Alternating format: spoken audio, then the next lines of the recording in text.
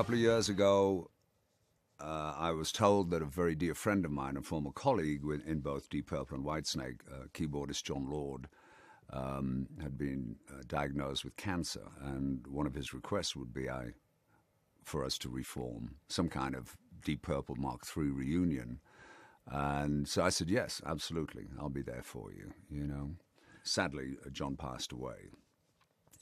And one of the things I wanted to do at that time was reach out to Ritchie Blackmore, the guitarist with Deep Purple.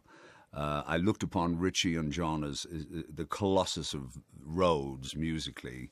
To stand between them and learn so many incredible lessons at my 21, 22 years old was extraordinary. He said, would I be interested in working on a reunion aspect, a Deep Purple scenario, without John, of course. So, you know, we talked a little further, and then I spoke with Ritchie's representatives and stuff, and a lot of the ideas weren't really appealing to me, unfortunately. But knowing me, as I do, I was already doing preparatory work on these songs and hoping Ritchie would be open to bringing them up to date, reappraising some of them, you know, because I was a kid writing this stuff.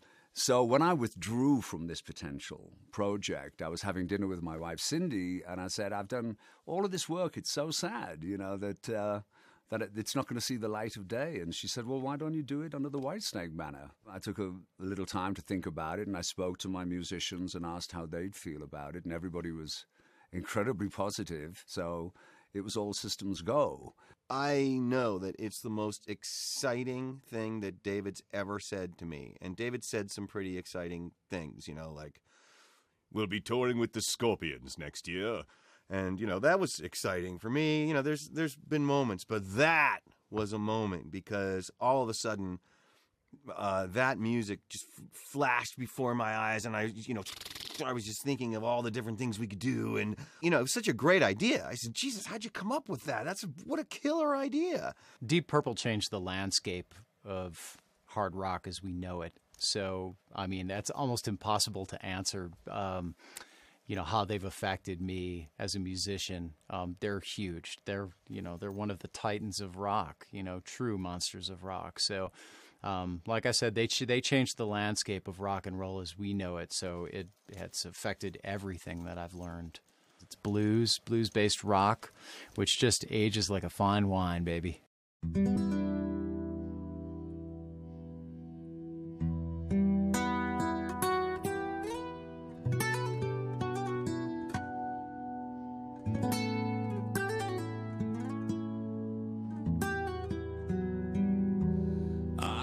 Often told you stories about the way I lived the life of a drifter, waiting for the day.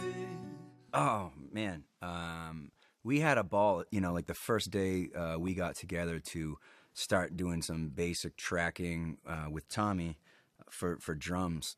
Oh, I knew right away as soon as we went into the first song. I was like, this is going to be really cool. This is going to be something really special. It sounded badass. Coming out of nowhere, driving like rain. Storm bring the dance on the thunder again. Dark cloud gathering, breaking the day. No point running 'cause it's coming away. David's there for every moment of the recording. It's like his baby. You know, I've never seen an artist be so involved in their stuff. And really, all of his ideas, 98% of his ideas are really good ideas. And it almost pisses me off. I had no idea that David was such a good songwriter. He's always right. It's really something. Sail away tomorrow, sailing far away, to find it steal or borrow. I'll be there someday. I like to look at Whitesnake as chapters. And this is a brand new sounding chapter of Whitesnake. We've specifically gone for a cleaner, more powerful, punchy sound. And it's going to be immediately noticeable. It's obviously, you can totally hear it's Whitesnake. This is Coverdare's little boy singing, so that's a giveaway. But we've definitely we've gone for a much bigger, cleaner, punchier sound than the overdriven guitar sound of the last 10 years. So that's that really is a fresh start for me. DC he's really great at this. He's really great at like putting people in certain situations, and he gives you some direction. He says, "Go do your thing." He gets the hell out of your way, which is really amazing, you know. And I really love that about him. And what it does is it puts you in a situation where someone is there being very, very supportive, and giving you all this inspiration and motivation for you to be yourself and do whatever it is that you do. And he's really an ace at that, you know. And I've always respected that and admired that in him. And he just said, "Man, just go for it and do what you do," you know. And that was pretty much it, you know. And he said, "Just let us go." We talked about, you know, with Rebby and Mickael and stuff when we first got in here, and trying to do what we thought would be an enhancements, you know, and just maybe shining a little brighter light on certain areas that were already there and already present on the original recordings, but just shining a little bit of a brighter light on it. And coming back and hearing what these guys have put down is amazing. It's it'll scare the hell out of a few guitar players, you know, when they hear this record. There's some amazing stuff going on.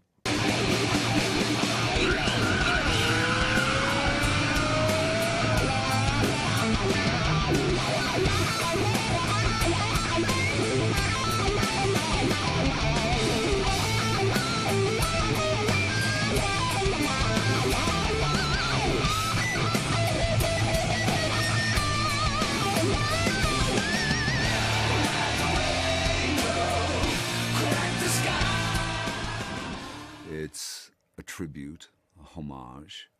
It's a huge thank you from me for the opportunity I was given.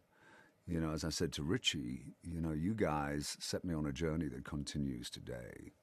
And I couldn't have asked for better professors. You know, the University of Deep Purple was an extraordinarily amazing school to learn, and I still, to this day, utilize good lessons and some not so good lessons I've observed back in the day. But there's no element of any disrespect.